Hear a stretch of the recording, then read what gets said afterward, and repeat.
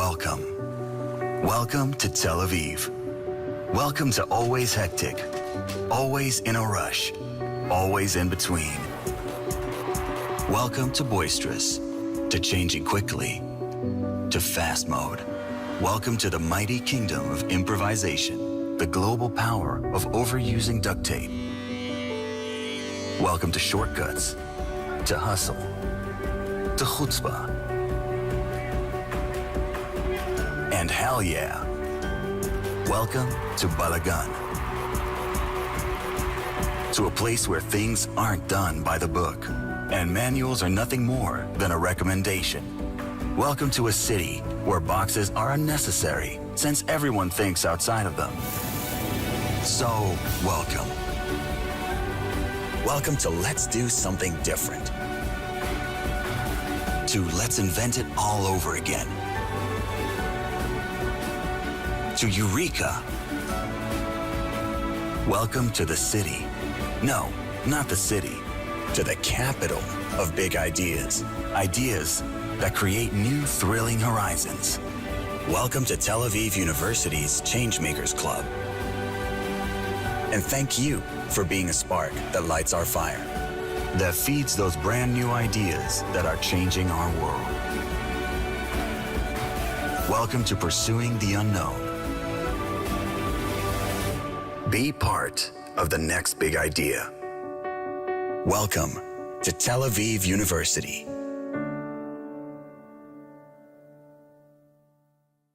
Good evening, everyone, and thank you all for coming out tonight. Miles Spencer Nadal is an international entrepreneur and philanthropist. His belief in the importance of investing in passion and empowering people to pursue their highest goals has framed his approach to both business and philanthropy. Peerage Capital's residential real estate business has grown into a top 10 North American real estate services company with a focus on the luxury market. Peerage Realty Partners invest in the passion of entrepreneurs and their teams to accelerate their growth.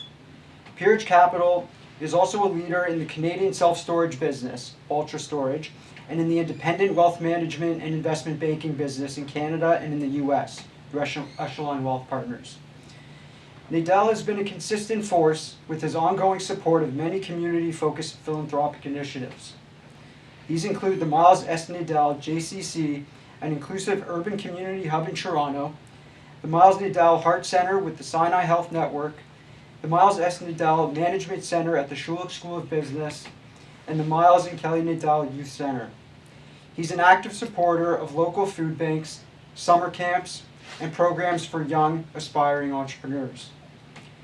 In Israel, Nadal's support extends to the Miles S. Nadal Institute for Technological Entrepreneurship at the Tel Aviv University. Aware that many new technologies arising from university-based research stall during the early stages of development and risk the chance that many discoveries with promising commercial potential will never make it out of the lab, Nadal funded the Miles S. Nadal Institute for Technological Entrepreneurship. It celebrates innovation amongst the students at Tel Aviv University by encouraging and facilitating student innovators as they take their inventions from the university lab to the marketplace. Nadal supports many other community causes in Israel, including Yad Vashem, Duv Divine, and United Hatzalah. A member of the Board of Governors of Tel Aviv University, Miles also serves on the International Board of Governance of the Perez Institute. He has been nominated for Canada's Top 40 Under 40 and was the recipient of Ernst & Young's Entrepreneur of the Year Award. Among his awards are the Harold Lederman Award for Philanthropic Leadership, Jewish National Fund Negev Honoree, Toronto Chapter of the American Marketing Association Marketing Hall of Legends, Executive of the Year by Media Magazine, and Damon Runyon Cancer Research Foundation Honoree. Nadal was awarded an honorary Doctor of Philosophy degree from Tel Aviv University and was recognized for contributions to Harlem RBI, an initiative for youth playing, growing, and learning. Ladies and gentlemen, welcome Miles Nadal. Welcome on behalf of all of us at Peerage and Dare to Dream. It's really an honor and a privilege to have you here. This is important to me personally because I love Tel Aviv University. I love talking with young people. I hope that's not pejorative. But what it's interesting is I look around. I've known the Soberano family for 53 years. I have known the Diesenhaus family for maybe 55 years. So it's an interesting generational relationship that I'm establishing with you because I've known a number of your families for a long period of time. It's really an honor and a privilege to be here because I think you're the future. You're the future of Tel Aviv University's leadership. You're the future of business and entrepreneurship, and you're the future of community support. And I hope that you find some kind of inspiration in what you see and our interactivity, and I hope it's the beginning of, ongoing dialogue. My goal is not to have something formal. I mean, that's all nice stuff, and thank you very much, and I appreciate the nice words. But it's to have a meaningful conversation with you. Unlike most of you here, I have no education. I've never had a job. I'm fundamentally unemployable, as my daughter Sarah will have heard me say 55,000 times. And what I'd like to do is have this be a meaningful takeaway where you can ask me anything you want. Personal, professional, career. I mean, asking me about a career is a bit of a joke because I didn't follow, I have no employment, I have no academic achievement. That which I have academically, I was a commitment I made to my late parents that I would graduate, and the question was where, when, and for how much money. And thanks to Stephen and Tel Aviv University, I have the privilege of a honorary doctorate degree.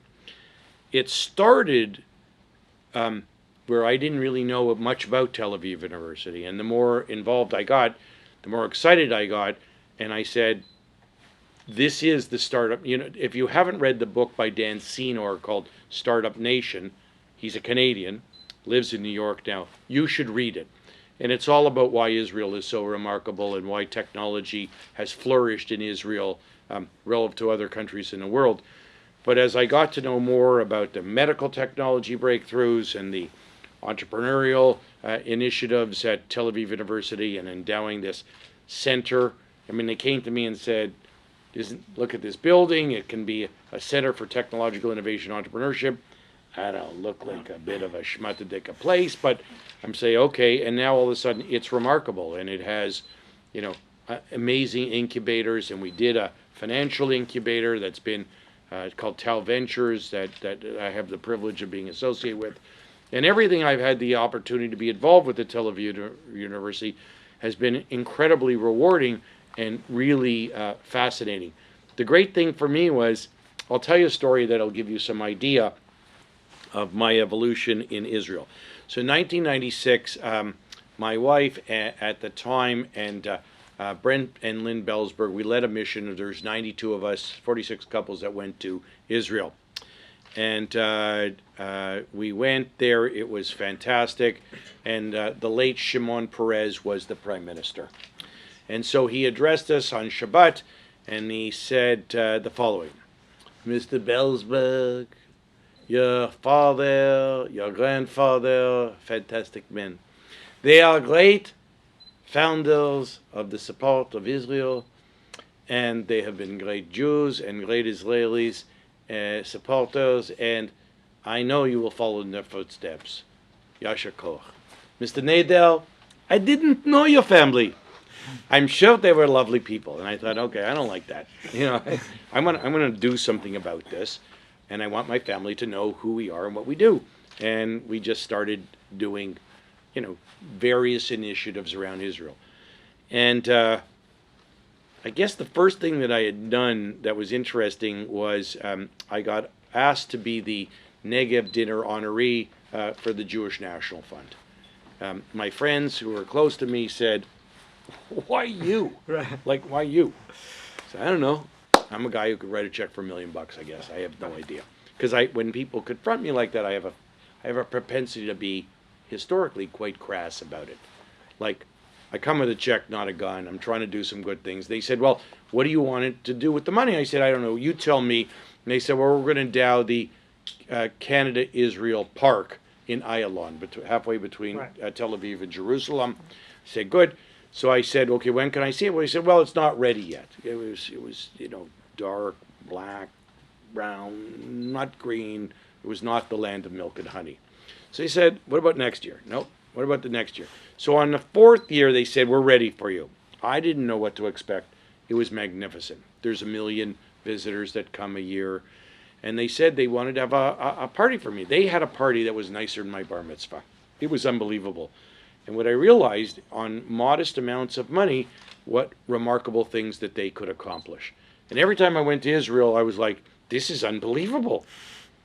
And I could tell you story after story about how serendipitously I met someone who got me engaged, whether it was United Hatzalah or Dov Davan or the Special Operations Group that sort of Fauda is on the basis of. And I try to go there once or twice a year. It's been a little difficult because of COVID. But I don't go for short periods. I try to go for 2 or 3 weeks at a time because there's so many people that I want to meet, whether it's in business or politics or medical research or entrepreneurship or science or whatever. And I find that people are remarkably receptive. You can ask them anything, they'll tell you anything. So I want to tell you that it's really an honor to have you here. And so I would hope that you will use this as an opportunity to ask me anything or everything you would like to, either personally or professionally. Jacob's going to start with some questions, but I find it most useful to have it as an informal kind of dialogue. So welcome. Be as Israeli as you can.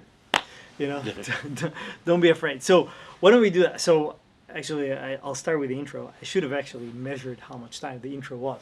But when you started, obviously, you didn't inherit this garage. Did you, you're a visionary guy. You envision everything before it happens. Did you envision that one day you'll have like a 3-minute long intro of all your accomplishment or some of your accomplishments? And then we'll come back to it later. I was born poor. We had no money. We grew up in 900 square feet, 2-bedroom and bathroom apartment. I was for sure the poorest guy in Forest Hill Village. We got a 20-year lease at $120 a month because my mother worked for Cadillac Development, which was the predecessor company to Cadillac Fairview. I took pictures of kids at summer camp. I went to a camp called Camp White Pine. I studied photography. I took photography as a hobby hub. I had a Kodak Instamatic. I came back from summer camp. I bought, with my bar mitzvah money, I bought a Praktika L for, $135. And I started taking pictures. And I started taking pictures of kids at summer camp and then eventually sports photography. I borrowed from, there's a camera store called Henry's that you may have heard of. I borrowed, I think I took I sold them my camera back. I borrowed $400 when I was 13. That would be like borrowing $5,000 today at the age of 13. And I started on my career of being a photographer. When in between 3rd and 4th year of business school, I didn't finish, which was a trauma to tell my parents. My mother wasn't surprised, actually, because I was a kid in a hurry. I wanted to be, go into business, and I wanted to move forward, and I wanted my life to be a different life than that which I had experienced, which was the best life my parents could give me, but it was, it was a challenged life. And it was also difficult because I grew up in a very affluent neighborhood. So when everybody would go to Florida at Christmas time, I would go work at my uncle's store at Shoppers Drug Mart in Bramalea City Center. Then one Christmas, I worked the graveyard shift at the post office, which was really a fantastic experience for me to say, I'm not doing this. This is not what I think I was destined to do. The young aspiring business student meets the successful businessman. They ask me, how'd you become so successful? The older gentleman looks at me, he said, well, I jump up my opportunities. And the young guy says, yeah, but how do you know which opportunities to jump at? And the old guy says, I don't, I just keep jumping. So for 43 years, I just keep jumping. And it's an oversimplification, but if you said, did you have this macro plan about what life would look like and how all the pieces would fit together? The answer is absolutely not. I knew two things. I didn't want to be poor, and I wanted to be rich. And I was going to do whatever I needed to do, work however number of hours, however number of days, and that was important to me. I have a couple of benefits. First of all, I have these principles of partnership. You should circulate them to everyone. There are 12 of them. One of which is God gave you 2 ears and 1 mouth in proportion for a reason. You should use them accordingly. I ask a lot of questions because I've always said to my children, by the way, you never learn anything by talking. You only listen. You only learn by listening. So I would ask very interesting people who had accomplished it. How'd you do that? Why did you do this? And I learned a lot. So I think I ended up with a lot more maturity and wisdom beyond my years early on in my life. But, did I have this master plan? The answer is no. But I knew that things, I understood that if, Ray Kroc said persistence and determination alone is omnipotent. I was gifted with one really good thing. I'm very numerate. I can count. Ray Samzel says we suffer from knowing the numbers. Right. So, I can add, subtract, multiply, and divide in my head. And I even do it with around silly things like when there's a check, to pay the lunch or dinner. I will figure out what 25% is in my head approximately and round off to the nearest zero. And I purposely do that because I do that, like when we do transactions, I actually structure them in my head. Right. Then I write them on a scrap of paper.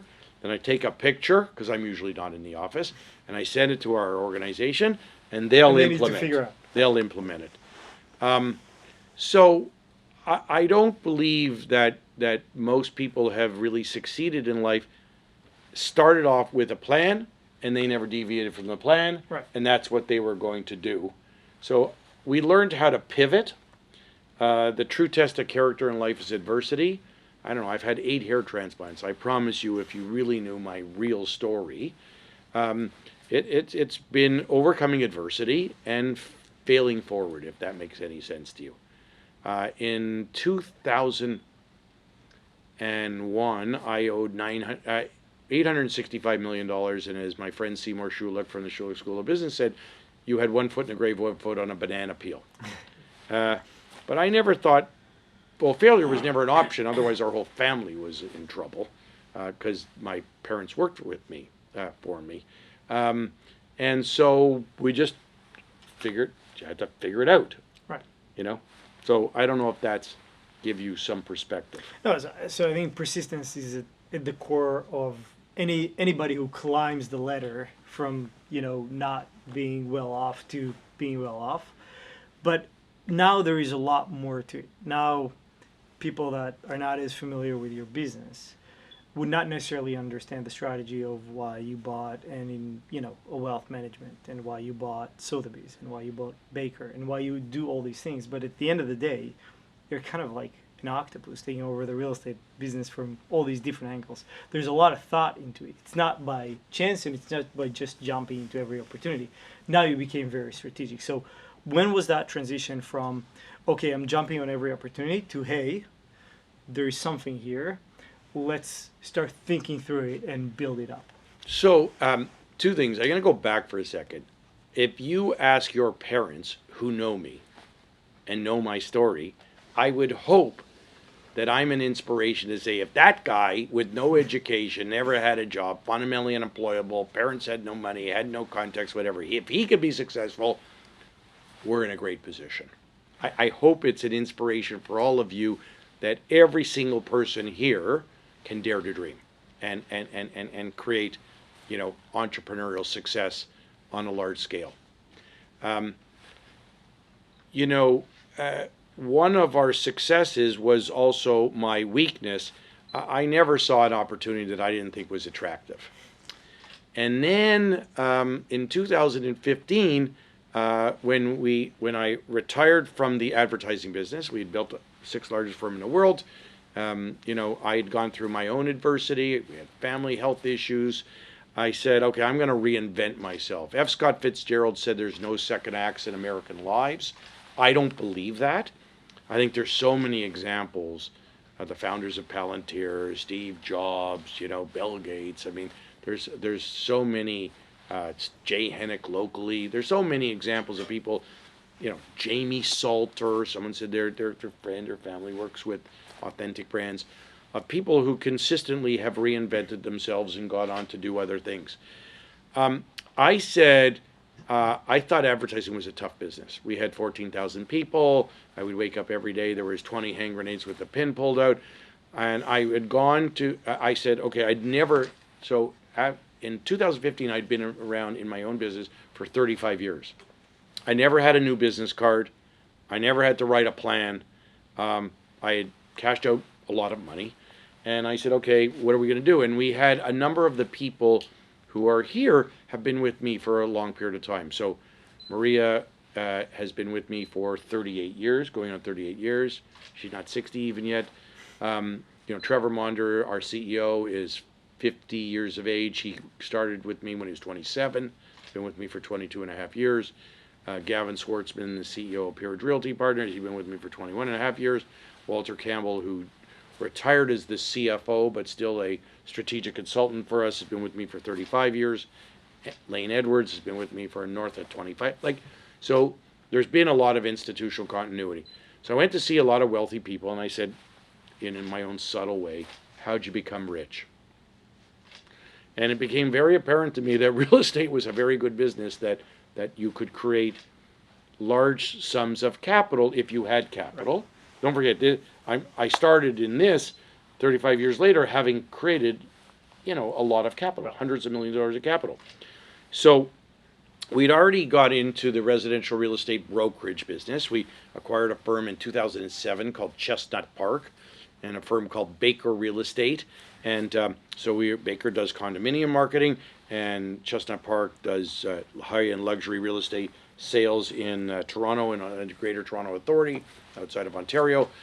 And if you guys were around, so 2007, 2008 and 2009, after the financial crisis, business wasn't difficult, it was impossible.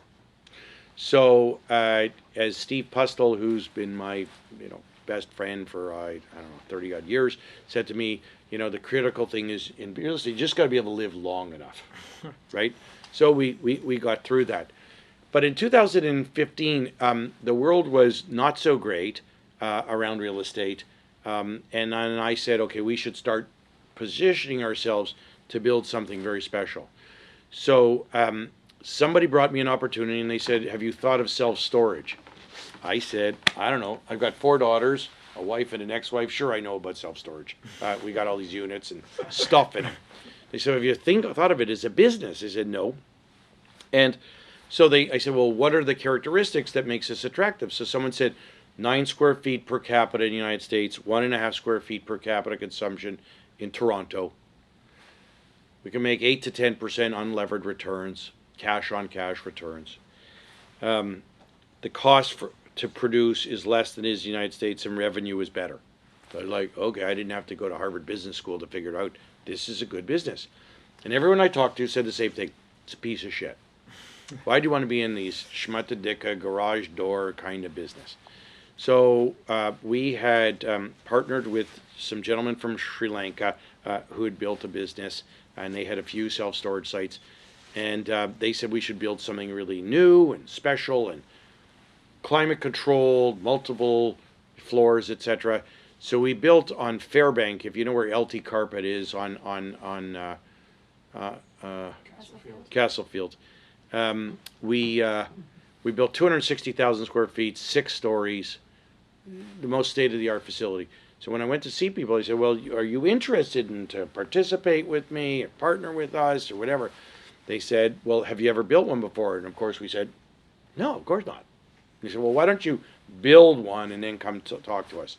So I went to the banks. They said, well, you finance this. And they went, have you ever built one? I said, no, we haven't built one.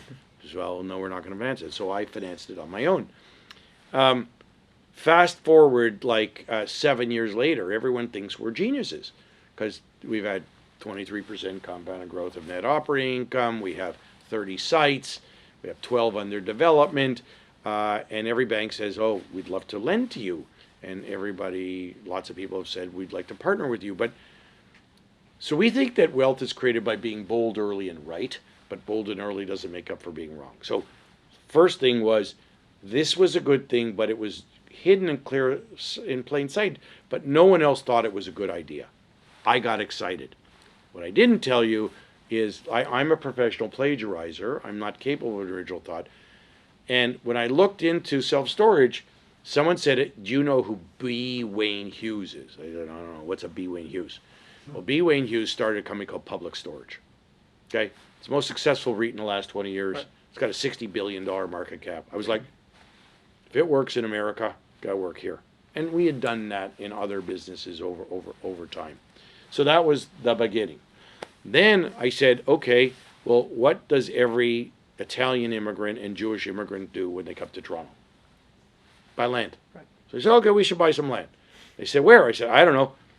Anywhere in the GTA, because I'd gone to see a guy named Carlo Baldessera, and he gave me 10 commandments, and first commandment was only buy land in the GTA. Commandment number 2 was don't forget commandment number 1.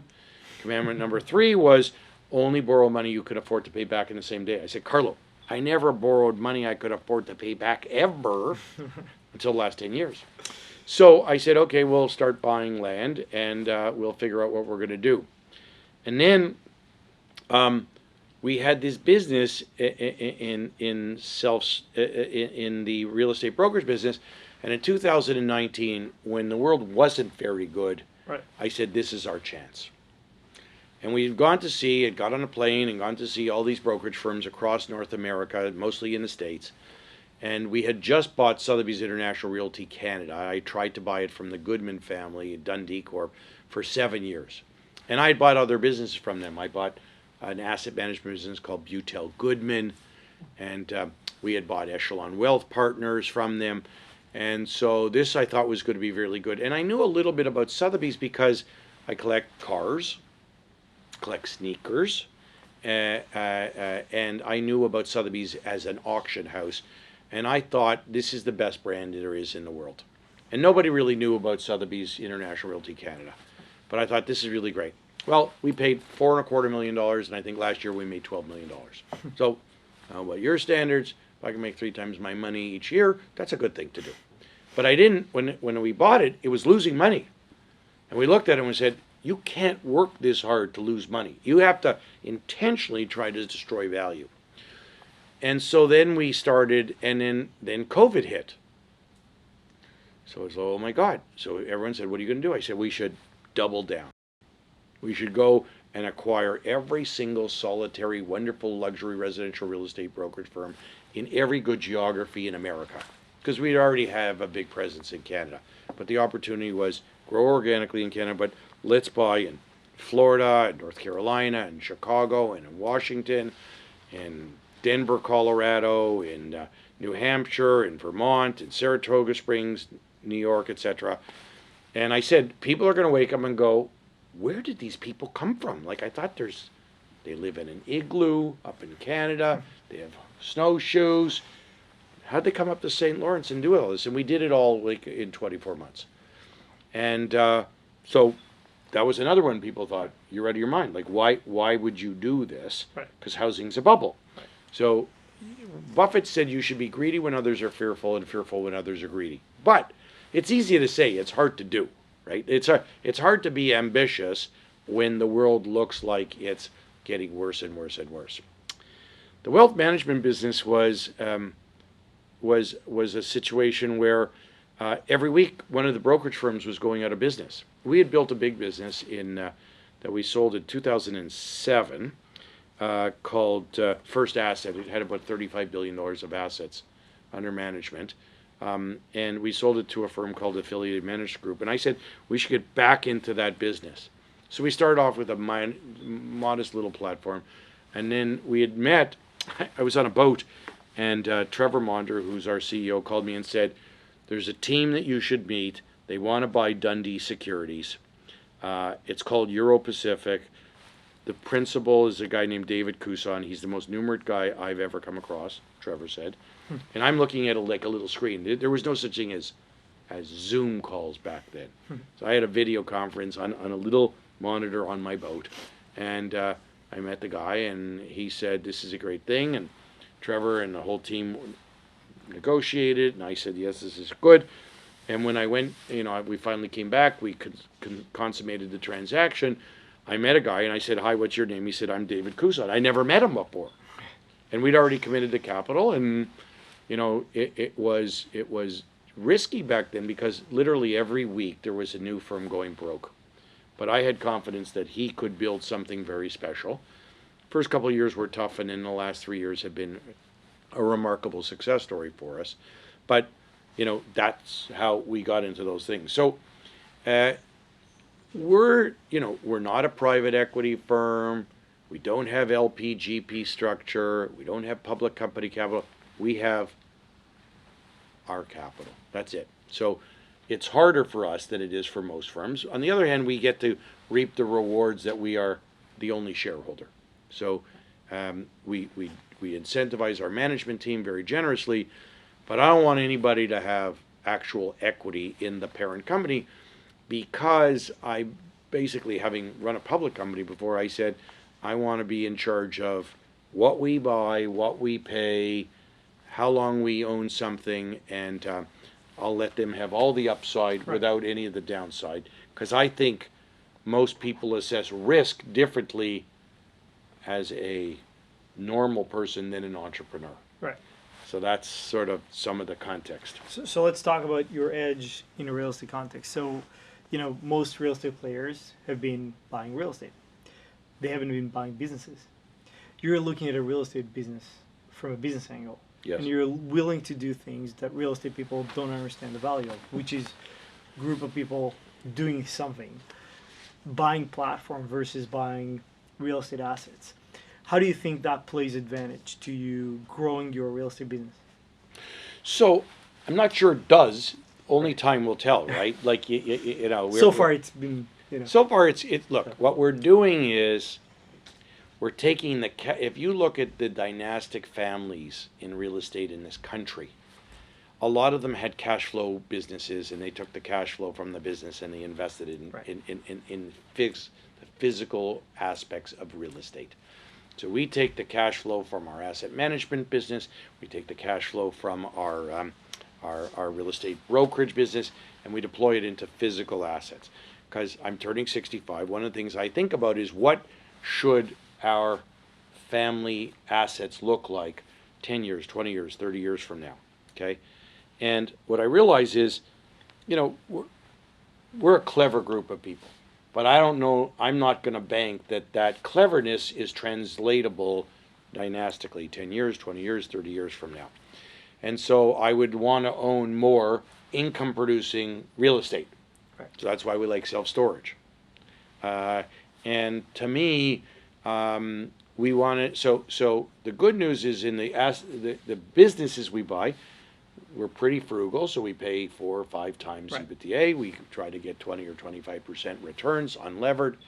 But there's a risk associated with that. And we're prepared to deploy that capital into much lower returns, but much more stable assets that we think we'll be happy to own 10 years, 20 years, 30 years, 40 years from now. And if you look at the great families, go back to the late 60s, early 70s. Every developer, usually they were immigrant Holocaust survivors, came to Toronto. They built apartments. And they spent between $8,000 and $12,000 a unit. Okay? Today, those apartments are worth $350,000, $400,000. The cash flow from those are greater than the original cost annually. So I say, okay, as long as you're patient, that will work out very well. So I think, we've invested a lot of money recently in the condo business to back developers. Why do we do that? We do that because we're in the marketing of condos. Right. So I say, okay, Diamond, Marlin Spring, I'll give you 20 names that we're an investor with. Say, look, if you give us the marketing, we'll invest in your project. Now, the condo business is a good business. It's tougher than it used to be. You'll make 12%, 13%, 15%, but you're not going to make 20 or 30% rates of return like you used to. But when you add the fact that we also are doing the marketing, and we sell $12 billion worth of condos a year, it makes sense for us to support our clients. And it's better to have the relationship as a partner. And now we're probably the largest marketer of condos in the world today. Right. So, do I think it's advantageous? Yes, because the biggest problem with physical real estate is nobody has enough money. I don't care how rich you are. Nobody has enough money to own all the real estate. Right. You understand this firsthand. Right. I do. So let's talk about kind of how you turned that and kind of took your vision and executed. Because I think like when you walk around this room, I think what has become very obvious is that whatever your vision is, you execute it to the highest level. Like there's a lot of people who owns a couple of cars. There's very few people who owns that many cars. And it's not about the cars. It's about the level of execution of your vision. And walk us through how you built your team. Was it intentional or kind of by fluke, or how it came about, and how this whole thing came together to operate as this, synergetic machine that you can be, away from the country 5 months a year, but still have this amazing operating machine. So let me go back to 1980. I borrowed $500 for my Visa card. We open up an office at 466 Bathurst Street. I have no money. I am sharing space with a guy named Joel Siegel, who was in the business of, he had a firm called Optex, and he sold camera supplies. Okay? My dream was to have a boardroom. I got a $200 table at Consumers Distributing. I got $19 stacking chairs, and I put them around. And I thought I was a king. And it was like unbelievable.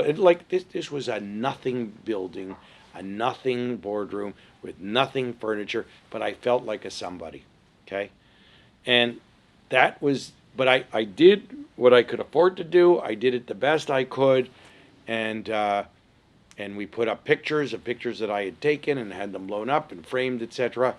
And it had some degree of style. It wasn't valuable, but it was the beginning. So everything, I think I am blessed and cursed by the hypervigilance, what I call the curse of hypervigilance, which is maniacal attention to detail, to those details no one notices or cares about.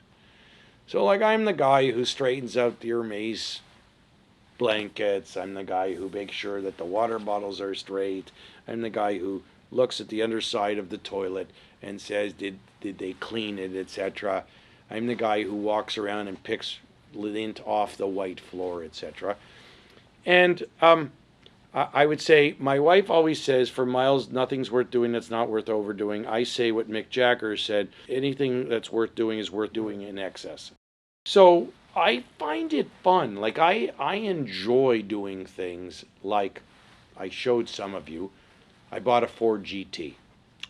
We own a 2005, the Heritage Edition, which is powder blue and orange.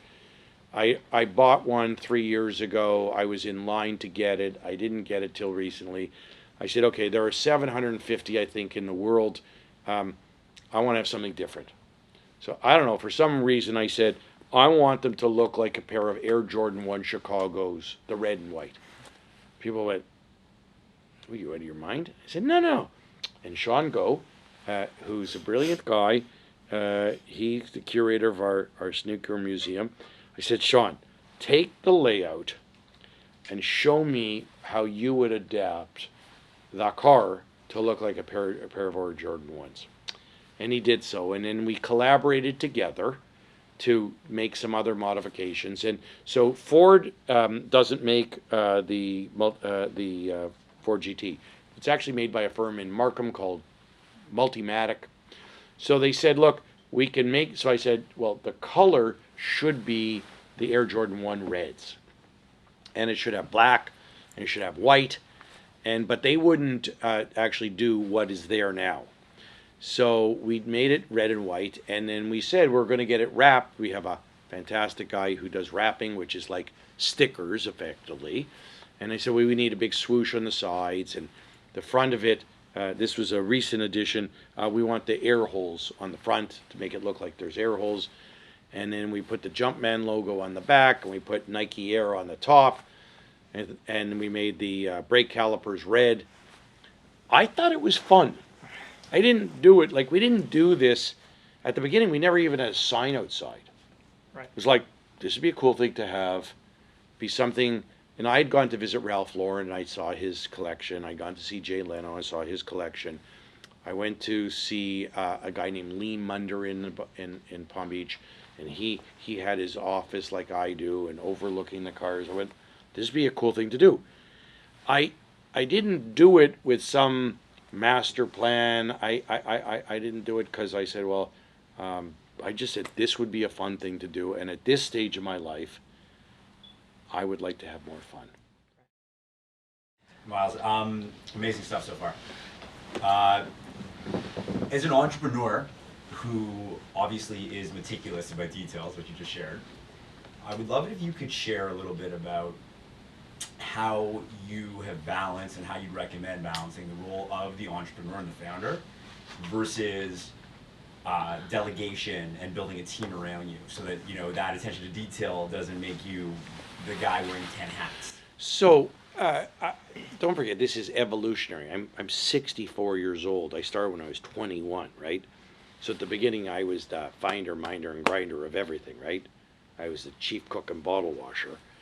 But I did believe there was a great quote from David Ogilvy, and he said, if you want to build a team of giants, surround yourself with people that are better than you and give them the incentive and motivation to continue their success. So early on, I was an okay photographer and a good businessman. Well, we were building a photography business, so I hired a guy who taught me photography. So that was the first phase of delegation, right? You take the pictures, I'll go sell the, find clients and run the business of the business. Over time, we ended up with like 70 businesses in advertising. Well, you can't run 14,000 people by yourself.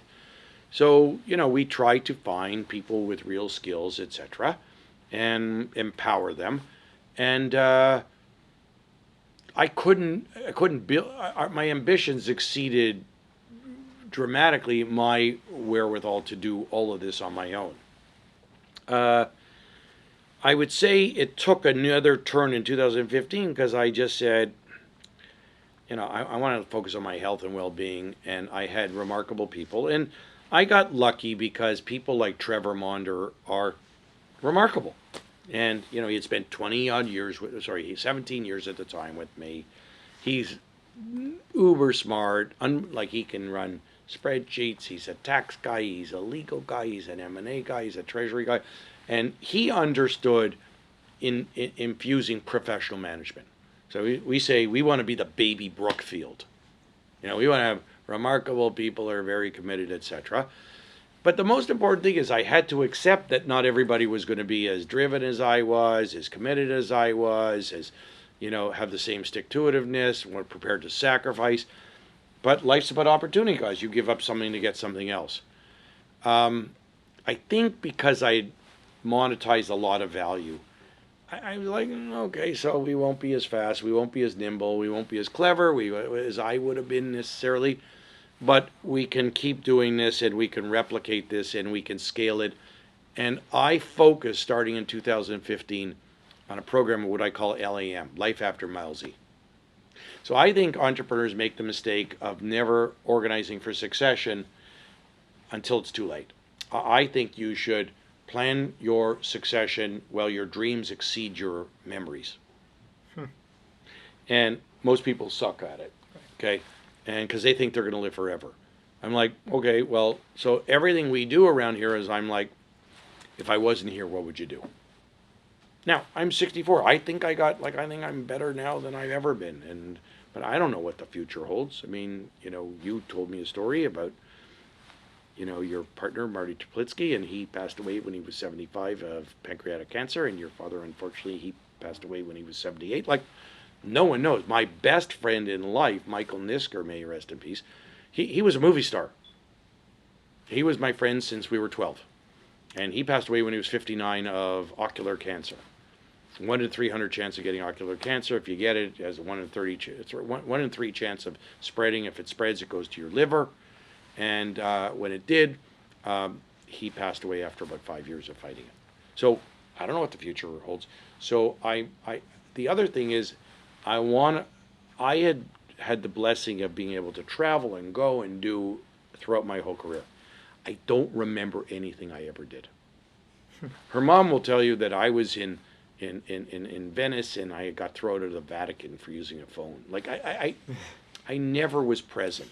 So I said, if I don't organize to be able to take time, then I will just go through life just meandering through, but I will never be present and I'll never really get to enjoy the fruits of my labor.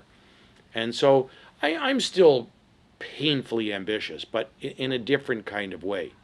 Like if you said to me, you're going to play golf at Savonic, you're taking 8 people with you, it's in the Hamptons. If you had a really important deal, would you cancel it? For my whole life, I canceled everything. I'm not doing that anymore. First of all, my team can handle it just as well as I can, maybe better. And if they can't do it quite as well, so we won't get that deal. But I'm going to play golf. Okay? I never used to do that before. So, you know, when you're 32 years of age, is that what you said? Me? Yeah, 27. No, I'm 38. Okay, sorry, But 30. thank you. Okay? You're in the phase of life that says, boy, you look good. So, you know, life's about trade-off. You give up something to get something else. I was prepared to do whatever it took to succeed. If you said to me, get up at 4 in the morning, I'd say, okay, I'll get up at 4 in the morning. When we bought a check printing business in 1996, and the guy who was the chief procurement officer, who bought and sold, products and services for the Royal Bank of Canada, his name was Bob Aylward, and he said, I'm going to meet you at 6:15. I was like, okay. And I would get there at 5:45 waiting for him to come. It was downtown. And that contract changed our lives. And if he would have said come at 5, I would have been there at 5. If he would have said come at 4, I would have come at. If he said stay all night, I was like, okay, I'm going to do that. Now that's a bad thing and not just a good thing, because I weighed 70 pounds more than I do right now. I had high blood pressure, high cholesterol, hypertension, diabetes, and sleep apnea. Other than that, I was healthy. So that was not so good. But my point was I was going to do whatever it took. One of the questions that everyone says is, well, if you could do it all over again, would you do it differently? It's such an esoteric question, because if I wasn't who I was, then I wouldn't be who I am. I didn't know how to be balanced. That was not sort of part of my makeup. But Do you think, though, that not being as balanced would create you that much success, or you think it was inherent in your growth path and in your trajectory, so you could come to that point and say, you know what, that much more money is not going to make me happier at this point in time? You ask very intelligent questions. Look, when you grow up poor and everybody around you has means, and you're constantly trying to better your life, you don't think in rational terms. Right. You're just trying to fill a gap, and you have a chip on your shoulder, and you're trying to heal that chip. I guess it's in the last 10 years, especially in the last 7 years, at 2015, when I realized that what Warren Buffett said, you should choose the job that you would choose if you were economically independent. And he said that if you doubled your income and doubled your net worth, it wouldn't change your happiness. I didn't believe that. I did not believe that until around 2015. And I was like, I'm going to die with way too much money and not enough time. And so I hope it's 30 or 40 years from now, but whenever it is, my attitude is focus on your health and your happiness, and your means will appreciate over time if you have capital. Like if you have capital, unless you're dumb or you do something big and dumb, you should be fine, right? I think enjoying I'm not a guy who spends a lot of time smelling the roses, but I do try to appreciate my good fortune, appreciate my family's good fortune, and I love to build up the people around me. If you ask the people in our organization, whether they're 23, or they're 63. I try to every day say, you're terrific. We're blessed to have you. Stay for the rest of your life. I don't want you to ever go anywhere else. And I think that's important. And it's part of, A, building a great company, but B, more important, it just makes me feel good to make people feel good. Because most people don't feel good. Most people get out of bed every day and they don't have the means. They're challenged. They've got problems. They've got medical issues in their family. They got their own. Life's hard. So when they come here, I want this to be the best part of their life. And I didn't say we do it all the time, but I have recruited people who have the same value system as we do. That they're caring, they're kind, they're thoughtful, they want to mentor people, and we have living examples. Like Maria's one of those people. She was 21 when she started. Trevor was 27 years old when he started. And I say, your job is to mentor people. And I say that to everybody. And people like you are like, why it's exciting to, meet interesting people who do interesting things. Your businesses are incredibly diversified across industry. I'm just wondering, what was business, well, it seems like business one was in photography. Yep. What was business two in, and how did you know that it was the right, or at what point did you feel it was the right next step to diversify into a different industry? So it then evolved into public relations and marketing, and then we had this umbrella company called MDC Group of Companies, and the answer is you don't know. Like, anybody here married? Okay. How'd you know that your wife was the one? I just, I Hard? known her my whole life, so I just knew. You just knew. Okay. What did you? How about you? Trust her gut. Just trusted my gut.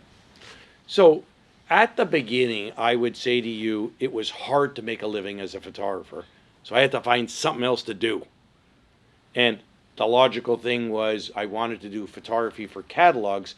And then the people at CCM, which is, I don't know if you remember, but that was a manufacturer of hockey equipment. They said, we can't give you the catalog photography unless you do the whole catalog. So I then had to schmadray around to figure out how do you produce a catalog, print a catalog, design a catalog, get it executed. Forget about the money part. That was another problem because I was taking pictures of kids at summer camp and sports teams, and then commercial photography. And so that evolved over time. And then I met a guy who recently passed away. His name was Mel Stein, and he had a firm called AHA Automotive Technologies, and they made limousines. So back when I was, I don't know, let me try and get some time here. 83, I don't know, I was 23 or 24 years old. I had a Mercedes 190, which was like no bigger than those two seats together. And I said, I want to have a car and a driver. People were, are you an idiot? Like, what do you know? I said, no, I want to sit in the back. I want to have like a little desk. And I thought this would be a cool thing to do. And I said, well, I went and met him, and he told me he was going public through a reverse takeover of a mining shell. So I said, well, how do you do that, etc. So then I met a guy named Lawrence Bloomberg at First Marathon, and he introduced me to someone who became my father-in-law named Lloyd Fogler. He was a lawyer. I said, okay, I want to do a reverse takeover of a mining shell. And because I'd asked a bunch of questions, and then we went public on Friday, October the 16th of 87, the day before Black Monday. And, as Friedrich Nietzsche says, that which does not kill me makes me stronger. And we started taking, then acquiring little marketing businesses. Because there was a guy in London, England named Sir Martin Sorrell. His name wasn't Sir Martin back then. And he was doing the same thing. I said, okay, this is probably a pretty good idea. But, we got into some business. Our first business we got into was typesetting. Well, you would say, that's not a business. And it's not. It's a buggy whip business. It went away. Typesetting went away. So we then got into other businesses, graphic design and sales promotion, et cetera, et cetera. So over time, we've become a lot more strategic. We actually say, what's the business? What's the industry? Why are we in it? Who are the players? How big is the industry? What's our unique selling proposition going to be? What's our durable competitive advantage, et cetera? But it's it's trial and error especially at the very beginning. So it was kind of just instincts, like being interested in the potential business and then taking that next Yeah, step. and then you looked at the business and said, is this a business? I think most businesses are not worth owning. I think most things are, just because someone says this is a really good product, I think it's a great business. I say, why do you say that?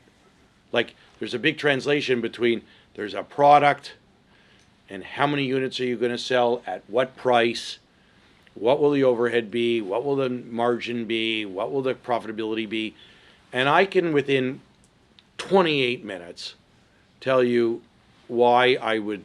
It takes me 5 minutes to tell you if I want to be in partnership with somebody, maybe less, but it doesn't. If you give me the economics, I could tell you if this is a compelling business or it's not, and I go in with a positive predisposition but a negative outlook because I think most things are not worth owning, and so I don't think it's any different than what you did. You said you trust your gut. I said, okay, that's what we've been doing for a long time. So just so you know, no batter bats 1,000, right? Does anyone here know the story of Ted Williams? Do you know who Ted Williams was? He was the most successful baseball player in the history of baseball. Now, I don't know a lot about statistics of sports, but I remember this. He batted .403 in his best year. That means he struck out 597 times out of 1,000. And that was the most successful guy ever. So if you're right 3/4 of the time, you're a genius. And you hope to be right very early on and very big, and you hope to be wrong later on in your career and in a modest way. Yeah, you've spoken about how you assess risk relative to the capital you're deploying and the jumps that you've taken along the way. I'm curious how you assess the time involved with the returns that you're looking at, and how you assess the risk associated with the time you're spending on certain opportunities, and to what extent you agree with the time is money kind of equation. So 2 things. You should understand. If you knew how much risk I took, you'd say, this guy's insane. You're 24 years young. You're a CPA by background. You work at Deloitte. You would have looked at my case and go, this guy, he's insane.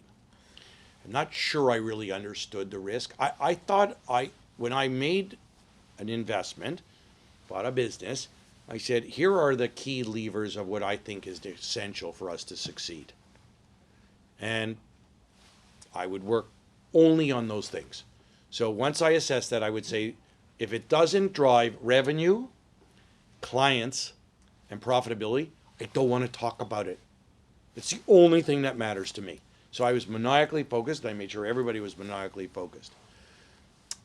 Over time, when we actually had capital, and I probably had capital starting in 2012, like meaningful capital. And at that point in time, I said, okay, so people say, how do you feel about IRR? And I say, I don't care.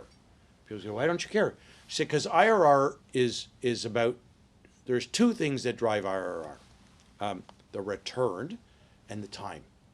So implicit in an IRR calculation is that you're going to sell. I take the point of view that Warren Buffett says, my preferred holding period is forever. I don't want to sell. If I have something wonderful, why would I want to sell it?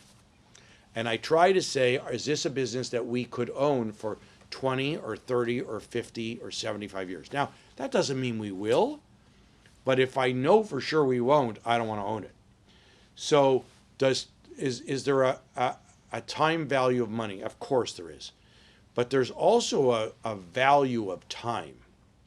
Like, I don't want to spend, so I like asymmetric risk. What does that mean? I'm going to take a little bit of risk to get a lot of return. Most people bring me things and they go, you could take a lot of risk to get a little bit of return. So I jokingly say to people, why would I want to buy a business to give me a modest to nominal return? I can do that on my own. I don't have to buy it. So I basically say, I jokingly say at our organization, I don't want to get out of bed for less than 20%. Now, does everything give me 20% return? No. But some give us a lot more, multiples of that. So, but if it doesn't have the prospect of it, I'm like, I'll buy. So I've been following Warren Buffett since 1987. started buying Berkshire Hathaway stock 1987. Went to the annual meeting 5 or 6 times. And he said, buy the S&P 500. The S&P 500 is compounded like, I don't know, 8% compounded for the last 50 years or something. The S&P 500 was, the Dow Jones at the beginning of the century was 66, and then it went to like 36,000. Why do you want to try and pick stocks on your own? Like, for my family, I'm going to buy the S&P 500, put it away, never touch it, and 50 years from now, I know it will be more valuable. Now, the one thing that Buffett said that people don't understand is that Berkshire Hathaway, which is the most successful stock, like most successful investor, or one of the top 5 in the history of mankind, stock went down 50% or more 3 times in the last 25 years. So people have a difficulty to deal emotionally with the fact that things go down in value. They don't go straight up. If you take a prolonged period of time, they will do very well. But you got to have the emotional fortitude to be able to weather that storm, and you have to have the financial wherewithal to be able to live through it long enough. Right. Yeah, you talked a little bit about trusting your gut, and I know, like, with running my own business, there's a lot of tough decisions you have to make, and oftentimes a lot of self-doubt. So I just wanted to know, obviously, with taking all these opportunities, jumping from place to place, I mean, I can't believe that it's possible that 100% of the time you were 100% trusting and confident in every decision. And if you could talk a little bit about maybe moments of self-doubt and how you kind of overcame that. So a couple of things. I think it's a really good question. First of all, everybody here seems to be quite fit. Okay, so everybody's fit, good looking and fit. But when you went to the gym for the first time when you were 12, 14, 16, you lifted 10 pounds. Okay. You saw other guys lifting. I don't know how people get to do that. Then you lifted 20 pounds, and then you lifted 30 pounds or 40 pounds, whatever. Over time, your ability to trust your instincts is predicated on 2 things: your track record of success, and more importantly, your ability to overcome adversity. Like, so when I had a shitstorm problem, whatever it was at the time, I was like, oh my God, how am I going to get through this? I never said, oh my God, pardon my crudeness, we're fucked. I'd say, if we don't fix this, we're fucked. But I never said, oh yeah, we're fucked. This is never going to, I don't think this is going to work.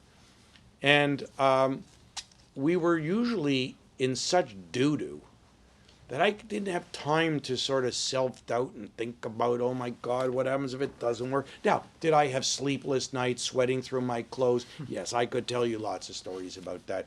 Couldn't sleep, needed 3 Xanax to be able to go to bed. Sure, I did. But I also would look at problems and say, is this a pothole or a sinkhole? If it doesn't work, are we terminally out of the game, or do we have a setback? Most people get bent out of shape and they really blow the problem out of proportion. And they say, oh my God, this is terrible, oh my God, and they ruminate, and before you know it, they go down this rabbit hole. And what is a modest issue becomes something where they can't think, they can't focus, they can't eat, they can't sleep. But over time, it took a long period of time, and you sort of say, well, okay, I've had that. I've had bigger problems than we got through them, so I think we'll be okay. I tried to tell you before, no batter bats 1,000. And whether it's, decisions you make that don't work, or, and certain kinds of things would bother me, and other things that were more material didn't bother me. I didn't know why. Lots of therapy to help me over the years. But I sort of thought, we're going to get through this. And we have to, because failure was never an option. But, what percentage of the time did I say, okay, I know this is the right solution? Not a lot. I said, I think this is the right way to go, and I can't think of a better way to go, and we got to call a play. Right. It's 4th down and goal. We got to call a play. So what are we doing?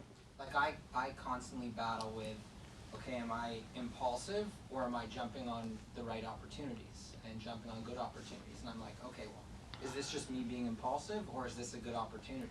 Well, the fact that you asked the question is highly intelligent, but my belief is if you're capitalizing on an opportunity, you're usually impulsive. And that's part of why you're good at what you do. You got to be obsessive compulsive to be capitalizing on opportunity. Otherwise, you're sitting on the sofa and you're waiting for Godot. The critical thing in making these decisions is you got to know when to cut bait if you're wrong. A lot of people have real problems cutting bait, and it's like you're going in the wrong direction. I have two friends, one who's with me, one who's no longer with me. I would say to them, they say, you're a really successful guy. We came from way better families than you. You're much more successful. What should we do? I said, okay, good. Go 20 feet straight. Pivot 90 degrees and go straight right. And they go, yeah? I say, I guarantee you it will work. They say, okay, good. Okay, coach. Straight ahead. Make a right turn. I said, make a right turn. They go, okay. They go straight left. I'm like, why are you going left? And then I say, okay, it's not working. You see that concretely it's not working. They say, oh, it's going to get better.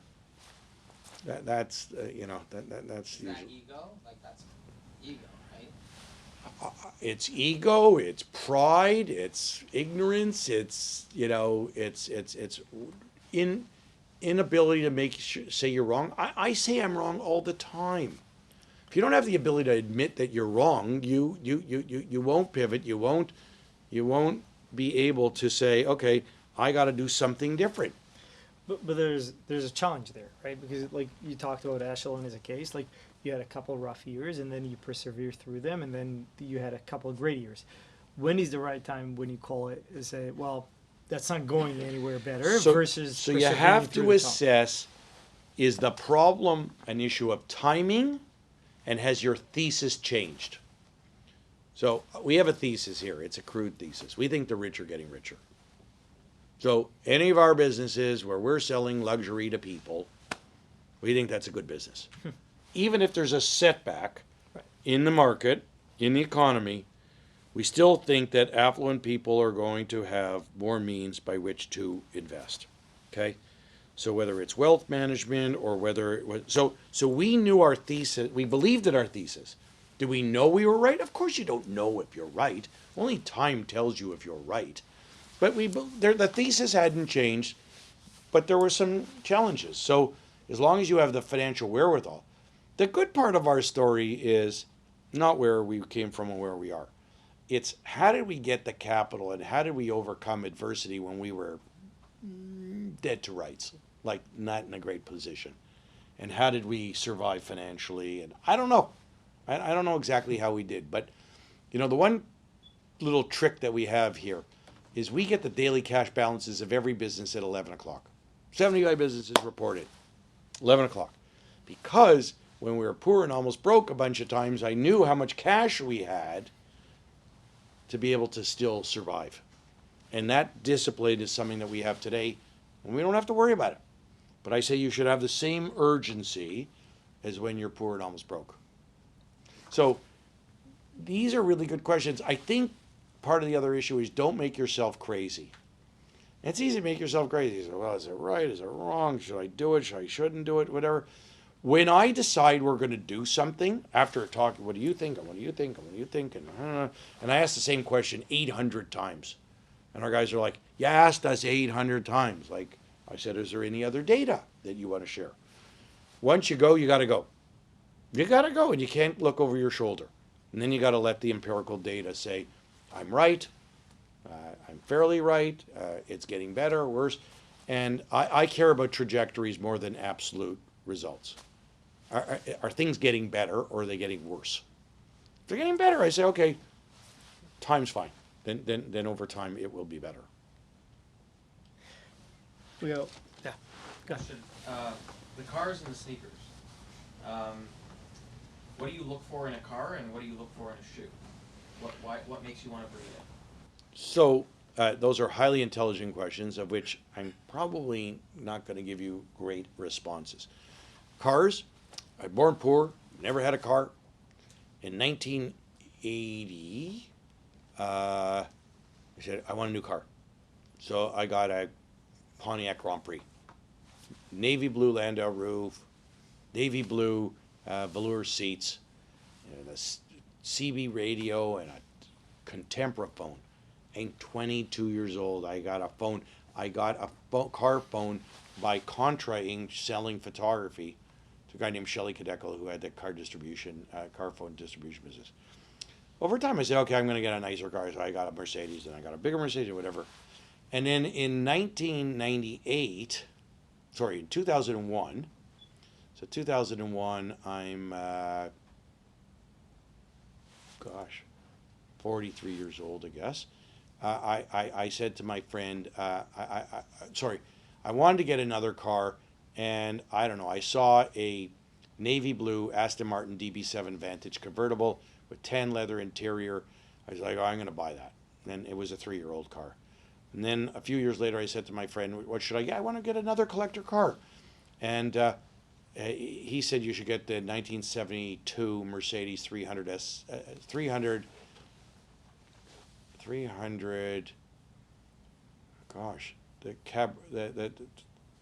what is it? The chocolate brown one. SE, yeah, 300 SE Cabriolet. That was the same one, first car that Ralph Lauren ever bought. And then in 2012, I met Jay Leno. I had bought there's something called CharityBuzz.com.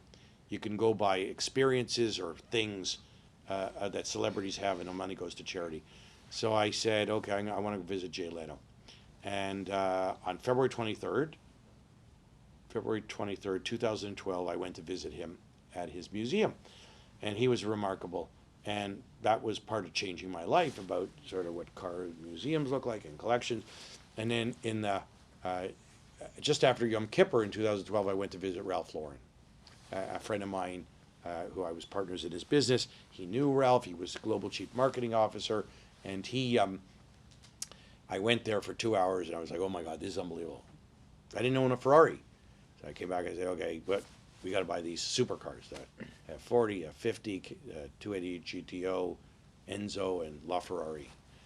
And then I said, okay, outside my office, I want to have a sea of red. So I started buying other Ferraris. And I don't know, I just said, I like that car, and I like this car, and I like that car. I didn't know a ton. And I didn't know what to pay either. I found reliable people who bought cars. And I'd say, like, I will be your best client. Do me a favor, just treat me fairly, and don't fuck me. Pardon my goodness. Like, don't fuck me. And if you do, I'll be the most reliable client you ever had. And that's sort of, and some people followed that, and a few people didn't. And the people I followed, I've been with them for 10 years, loyally. And I do everything on a handshake. I say, listen, go buy me that car. How much is it? I'll wire you the money. Send me the car. And so now we don't need more cars, right? Like, we got more cars than we know what to do with. I find things that are interesting me. So I thought the Ford GT was fun. Okay. I was at Pebble Beach. I was walking around. I said, I'm not buying any more cars. I don't need more cars. And I saw the 2023 Porsche 911 Classic Heritage Edition. And I called the guy who buys me a lot of cars. I said, I want to buy this car. I want to buy it right now. He said, well, that's great. They're not available. I said, no, there's some available. They may not be in the primary market. You have to buy in the secondary market. But I will transact in the next 30 minutes, come back with an offer. He came back with, and I said, well, that's too much. Offer them less, and it was almost double the price of what the suggested retail price was. And I said, I want to own this car. And I didn't care, this sounds wrong, I wasn't focused on what I had to pay to own it, because I knew that if I owned something wonderful, that over time it would be a lot more valuable. And more importantly, I wanted to own it now. Like, I'm 64 years old. Like, what am I going to wait? Wait 2 years and it may be worth less in the aftermarket? Like, I don't care. Like, I want to own it now. And let my estate worry about it 25 years from now. I learned this from Ralph Lauren. So I said, Ralph, you own these cars and you repaint them and you redo the interiors and you change things to modernize them. Aren't you worried that it's going to be worth less? And he said to me, you know what, Miles? I guess my estate will be worth a few bucks less. And I thought, that's a pretty good response. Okay. So I say, okay. And on the sneakers, I don't know. I bought 100 sneakers when I was sitting on my sofa in May of 2019 because I was bored. And I saw that the New York Post said the Ultimate Sneaker Collection is being auctioned. I was like, So I sent a note to the Global Chief Marketing Officer of Sotheby's, the auction house. His name was Noah Wunsch. I said, Noah, it's nice to meet you, because we had just bought Sotheby's International Realty Canada. I said, Noah, I want to buy some sneakers, because we have a lot of stuff here, right? Our stuff has stuff. So I thought, sneakers, that'd be a cool thing. I didn't know much about sneakers. I said, this is the Ultimate Sneaker Collection. It was like, 100 of the most valuable sneakers ever auctioned. Okay, good. So my wife had come home. I said, she'd gone wakeboarding. I said, how was wakeboarding? She said, good. She said, what'd you do? I said, I bought some sneakers. And that sort of started it. And then everybody told me, you're an idiot. Like, who pays a lot of money, like $500,000 for one pair of sneakers, okay? And I was like, I don't know, this would be a cool thing to do. And I didn't think much of it. And our CEO said, like, why are you doing this? I said, I don't know, I think it'll be fun. And I had an idea. Then we got to design a cube and what other things are we going to make it look like. And then I said, we've got to have a Michael Jordan sculpture. And we designed, we have a guy who can replicate anything, and just started. And then we found Sean. Said, okay, well, if we're going to buy more sneakers, we're going to create this collection. We need someone who actually knows what they're talking about, because I couldn't identify 90% of the sneakers that are in there.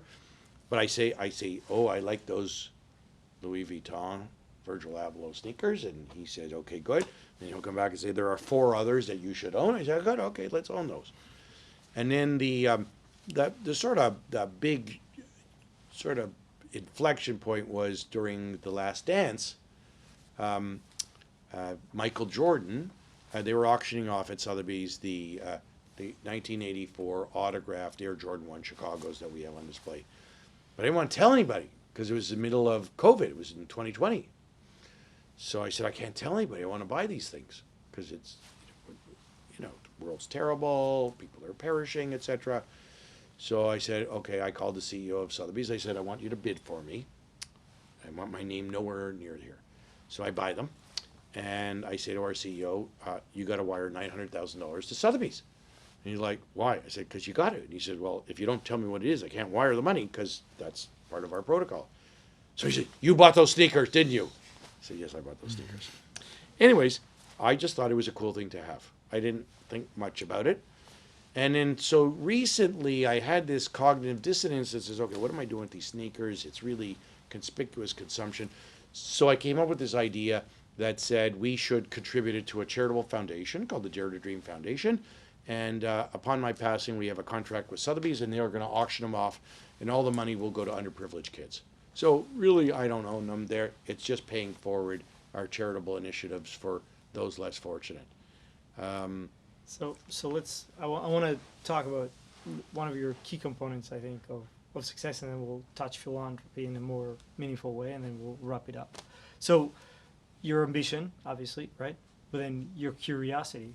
You're basically an avid learner. Yes. You constantly read. You constantly consume knowledge. Try. Constantly ask questions. A lot of things that were instincts in your life then became systemized over time. Your knowledge consumption now is fully systemized, I'd assume. How do you started consuming knowledge? Where are you today? What are the things that you put in place in order to consume knowledge better and grow with it? So I have 22,000 contacts on my phone. Take a look at your phone. Tell me how many contacts you got.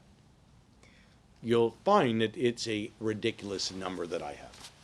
I am always in the constant pursuit of meeting interesting people who do interesting things.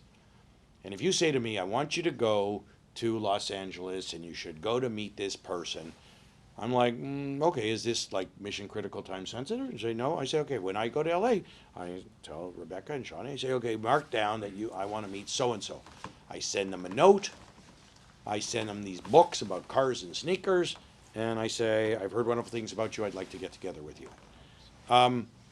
I think it's as much random today.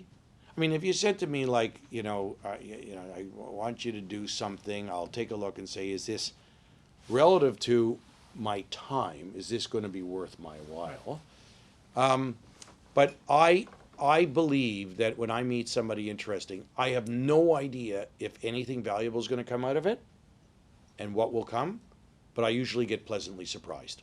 So I'm not looking to necessarily get a deal from someone, figure out who could be a client of ours, who could be whatever. But when I meet someone, I go, like, you should join our firm. I don't know. I was like, why am I here tonight? Because I want to meet interesting people, young people. I say, okay, good. When I was your age, I wish I could have more people like me who talked candidly, gave some advice, whether it's worthwhile or not worthwhile. It's certainly from the heart. And so, as you get older, you sort of say, well, that's relevant or that's not relevant, or maybe it's relevant, let's do more work. We have a thesis here, which is if we think something is interesting, we say, let's do the work. Let's analyze it. Let's go through the process. Let's figure out why this is an opportunity or not an opportunity. Let's get the empirical data to suggest that it's worth doing more work and more work and more work. Interesting. So let's wrap up with philanthropy. I think it's everything you've done in your life was grand and successful. Philanthropy is definitely up there. I think it was David Rubenstein who said that philanthropy is not about, rich people writing checks. It's about, loving people and humanity and kind of moving it forward. When you started, did you have a thesis or you wanted to give back? Where did that need to give back to community started from, and kind of how you grew? So look, in 1987, I went to a Jewish Federation, UJA dinner. And a guy named Phil Granowski stood up. He said, my name is Phil Granowski. I'm an immigrant from Poland. I came to Toronto, 35 years ago. And every year I've increased my donation to the UJA. This year I'm going to give $1,050,000. This is 1987, okay? This is 35 years ago. And I stood up and said, my name is Miles Nadell. I've never been here before. I'm going to make my first donation. And in 1987, I was 29 years old. I said, I'm going to give $10,000. And my wife, who became my wife, said to me, do you have the money? I said, of course I don't. Of course not. I thought, this is a cool thing to do. Stand up and make a donation. Like, this is a cool thing to do. I'll figure it out. And then I went to the JCC because I got subsidized to go to summer camp when I was 8 years old, so call it 57 years ago. And I was like, I'm going to give back to the community, and one day I'm going to rename this place if it needs money. And so my sister-in-law at the time came to me in 96 or 99 or something, and said the JCC needs to be redone. It needs $7.2 million, and if you give $1.8 million, you can rename it. I was like, that sounds cool. I'm going to do that. And of course, I didn't have the $1.8 million. I could give stock, and I could give it over 5 years, and I was like, okay, I'm gonna do that. And then over time, I just said, okay, this feels pretty good. If I can, as I give more and more money, God seems to be good to me. So why change a winning ballgame?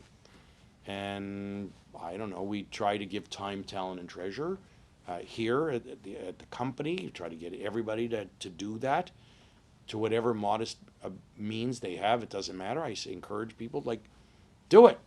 Just do something. Get involved.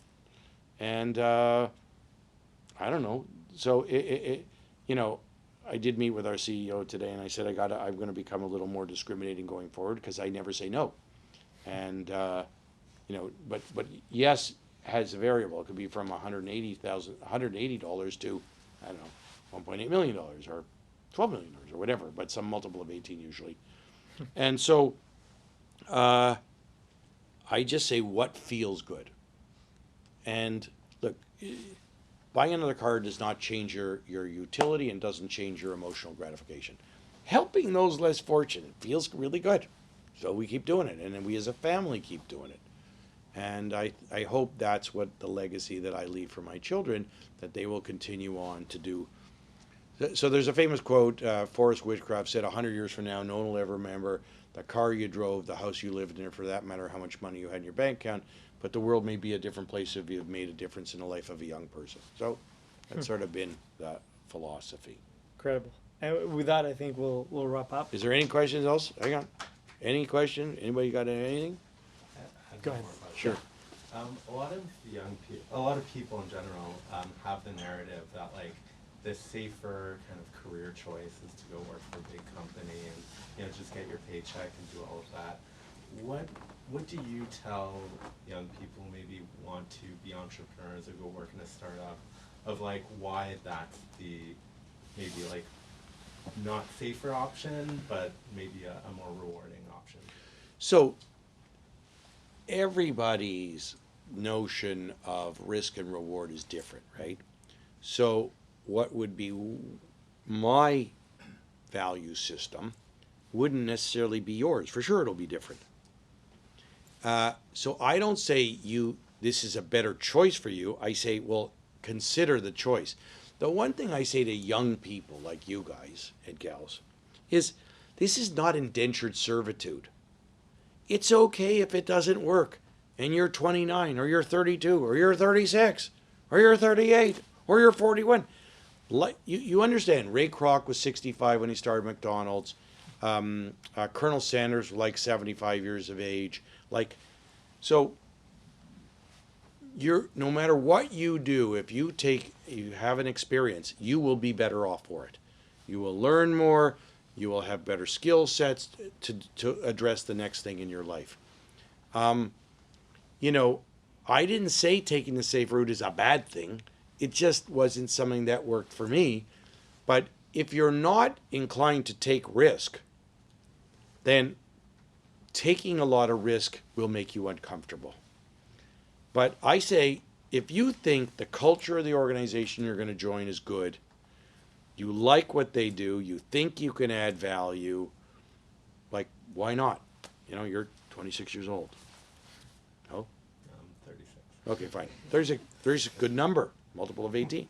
My point, though, is, and the problem is if you're looking for someone to give you the advice, like your mom or your dad or your brother, your cousin, your sister, don't. You got to know what's right for you. If I ever asked people, what should I do?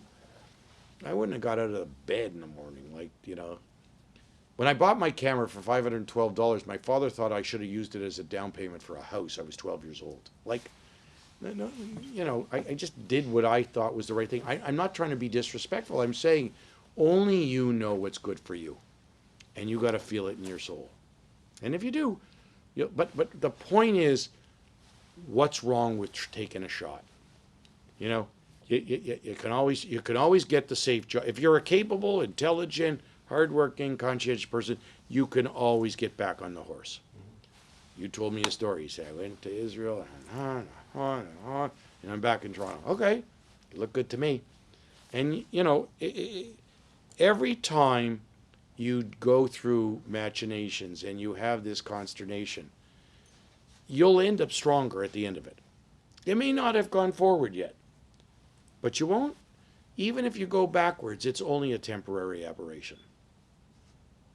So if it feels right, take a shot. If it doesn't, if you try it and it doesn't work, you say, okay, fine, that didn't work. I'm gonna try something different. But you will be proud. I forget who gave this quote, but you'll be way more upset about the things you never did than the things you did. Well, Miles, thank you. We're really grateful for your time, your lessons. I think really, really practical, certainly from my perspective, a lot that I can apply right away. So thank you, and thank you for having us at your really spectacular event space here. We're really grateful for it. Just a few points in closing in terms of what we're trying to create here. So I did my MBA at Tel Aviv University a couple of years ago. I don't have any heritage in Israel, so I made a very deliberate choice to go there to be around people like you know, growth-minded, ambitious, forward-looking people. And that's effectively what we wanted to create here, which is a kind of community, a microcosm of the ethos of Tel Aviv University. People who you know, respect idealism and pushing the boundary more so than bureaucracy. And we heard some great stories about that tonight.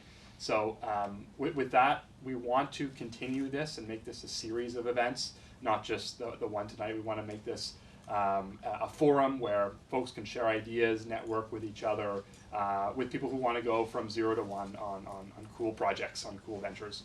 So that's what we set out to create here. We really, again, are grateful to Miles for your time and your efforts. Pleasure. Thanks so much. I hope I'll have the chance to meet you guys again. If you want to come back, you're more than welcome to, family or friends, etc.